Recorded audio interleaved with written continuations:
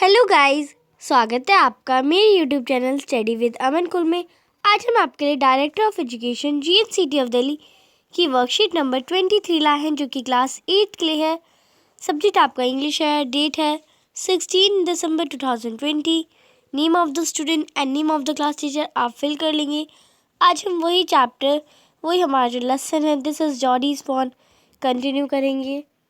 तो सबसे पहले हमें छोटे छोटे से कुछ क्वेश्चन दिए गए हैं। तो ए में दिया गया हमें आंसर द फॉलोइंग क्वेश्चंस। तो फर्स्ट क्वेश्चन है, is a lion a pet animal?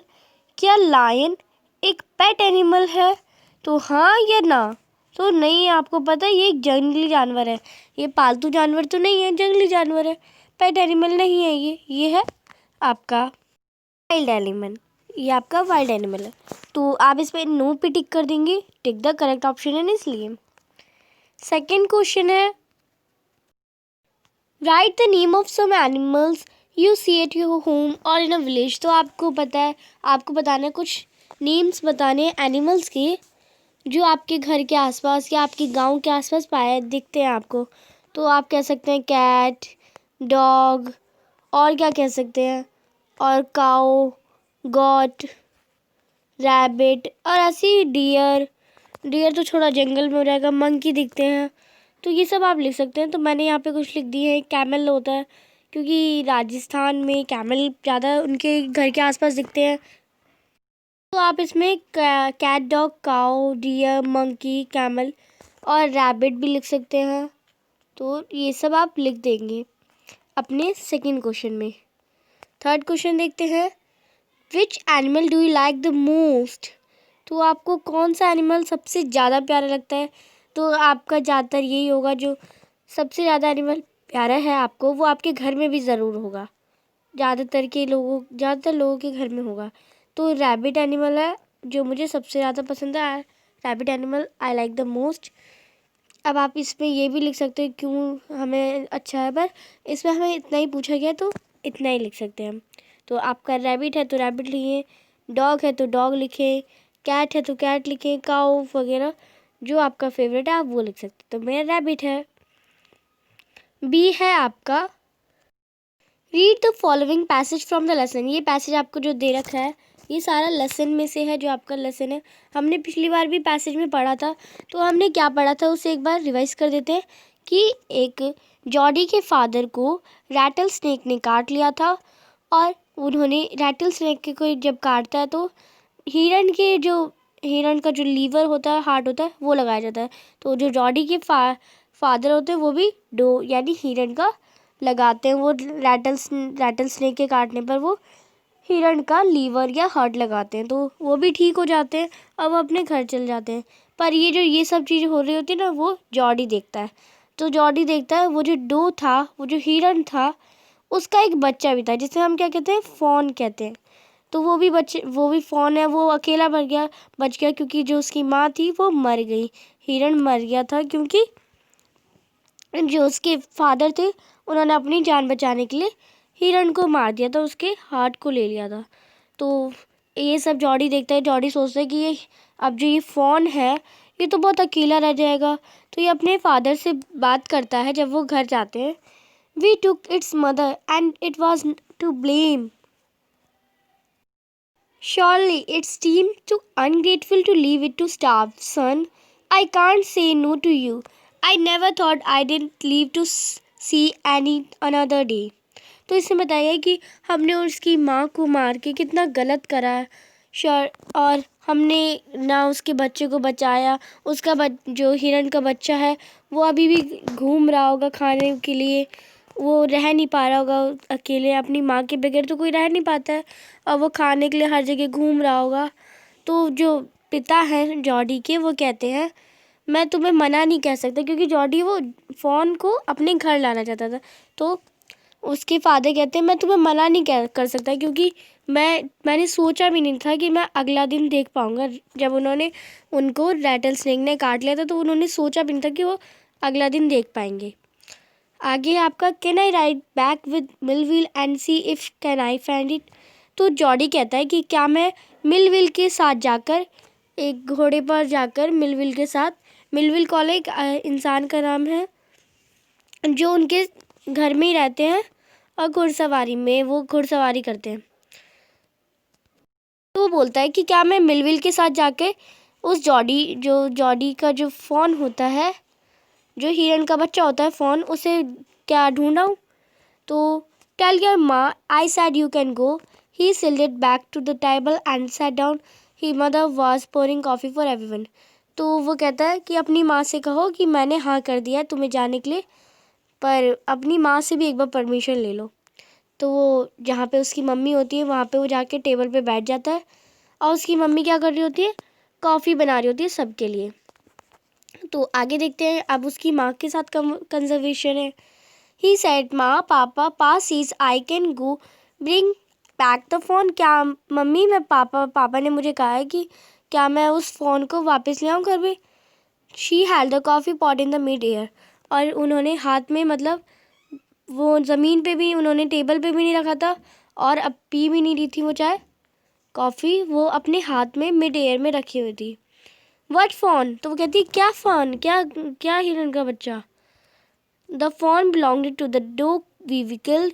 We use the doe livers to draw out the poison and save pa. तो पापा को बचाने के लिए वो कहता है कि जो फ़ोन है वो हिरन के बच्चा है जिसे हमने मार दिया था। हमने उसे क्यों मारा था, हमने उसका लीवर लेने के लिए, जो पापा को रैटल स्नेक ने काटा था उसका जो लीवर है उस पॉइजन को हटा देता, इसलिए हमने उस डॉग को मारा था और उसका जो बच्चा था वो लाचार हो गया। वो ऐसे ही अब घूम रहा होगा जंगल में। She gasped. Well, for pity's sake, पा से it would be ungrateful to leave it starve. तो वो कहता है कि पापा ने मुझ कहा है कि ये हमारे लिए ये अच्छा नहीं होगा कि हम उसे खाने के लिए ऐसी जंगल में भटकने दें। Dog Wilson said, That's right, ma'am. Nothing in the world comes quite free. The boy's right and he's dad's right. तो डॉग विल्सन आते हैं वहाँ पे। डॉग विल्सन एक डॉक्टर है, या आपको DOC लिखा है, DOC या मीन्स डॉक्टर ही होता है, तो इसके आप फुल फॉर्म भी लिख सकते हैं। तो डॉग मतलब डॉक्टर। तो डॉक्टर विल्सन कहते हैं कि सही कहा मैम, इस वर्ल्ड में, इस पूरी धरती पे, इस वर्ल्ड में कुछ भी फ्री नहीं है। इस वर्ल्ड में कुछ भी फ्री में नहीं है। तो बॉय भी राइट है और उसके पापा भी राइट है। मिलविल सैड, फिर जो मिलविल होते हैं वो कहते हैं कि he can write back with me, ये मेरे साथ आ जाएगा घर वापस। I will help him find it, मैं इसे साथ हेल्प करूँगा जो फ़ोन है उसे फाइंड करने में। तो फ़ोन लिख दिया मैंने। She sat down the pot helplessly. तो जो मदर थी जॉडी की, ने जो अपना पॉट ले रखा था हाथ में उसे रखा नीचे और हेल्पलेसली वो कहती है if you will get give it your milk we will got nothing else to feed it. अगर तुम इसे जो फ़ोन है उसे अपना मिल्क दोगे खाने के लिए तो हमें उसे कुछ खिलाने की ज़रूरत नहीं पड़ेगी, तो तुम ला सकते हो। तो फिर मिलविल कहते हैं come on boy we will get riding. चलिए हाँ आ जाओ बच्चे, हमें जाने के लिए तैयार हो जाना चाहिए अब। तो फिर वो जाते हैं और क्या क्या एडवेंचर होता है रास्ते में, कैसे वो फ़ोन को फाइंड करता है, फिर फाइंड करने के बाद क्या उनके बीच में देखते हैं, वो सब हम नेक्स्ट वर्कशीट में पढ़ेंगे। तो नेक्स्ट वर्कशीट को देखने के लिए प्लीज़ मेरे चैनल को सब्सक्राइब करें। आपकी जो मंडे की वर्कशीट आएगी इंग्लिश की नेक्स्ट, वो मेरे चैनल पे सबसे पहले संडे को ही अवेलेबल हो जाएगी, और आप प्लीज़ मेरे चैनल को सब्सक्राइब कर दें इसके लिए। तो सी सेक्शन है, तो जो आंसर्स हैं उन्हें हम इसमें से भी ढूंढेंगे। Now complete the following sentences using the given brackets. तो आपको ब्रैकेट्स में जो हिंट दिए गए हैं उसमें से आंसर बताना है। तो मैं आपको इस स्टेंजा में से बताऊंगी कि कहाँ से हमने फाइंड करते हैं। Dad sidled back to the table and sat down. कौन बैठता है टेबल पे और मतलब अच्छे से बैठ जाता है, तो वो जॉडी बैठते हैं, मिलविल बैठते हैं। तो आप यहाँ पे देखेंगे, यहीं से देखेंगे आप आंसर, तभी आपको पता चलेगा। He sidled back to the table and sat down. तो ही में इसमें कौन बताएगा, जॉडी को। तो ये आपका आंसर जॉडी आएगा, मिलविल नहीं आएगा, जॉडी आएगा। तो मैंने हाईलाइट कर रखा है, आंसर आपका जॉडी होगा। पास से it would be ungrateful to leave जो फोन इनटू, क्योंकि पा ने कहा था कि जो फोन है, जो हिरण का बच्चा है, उसे ऐसे ही हमें नहीं छोड़ देना चाहिए भूखे पेट, भूखमरी में नहीं छोड़ देना चाहिए। थर्ड है वो सैड। कौन कहते हैं nothing in the world comes quite free? कौन कहते हैं कि इस वर्ल्ड में कुछ भी फ्री नहीं है? तो आपको पता है डॉक्टर विल्सन कहते हैं। तो ये क्वेश्चन आता है हर बार कि कौन कहते हैं nothing in the world comes quite free. तो ये हर बार क्वेश्चन आया है, तो आप इसे पढ़ेंगे अच्छे से। डॉग विल्सन कहते हैं यानी डॉक्टर विल्सन। तो ये आपका MCQ में आ जाता है। ये क्वेश्चन आपका MCQ में आता है, तो आप इसे प्रिपेयर करिए, आपके पेपर भी आने वाले हैं। Well if dash I will give it dash milk they have got nothing else to feed it. तो ये आपका यही लाइन है, if you give it your milk, तो आपका यहाँ पे जॉडीज आएगा। यू कौन है? जॉडी है।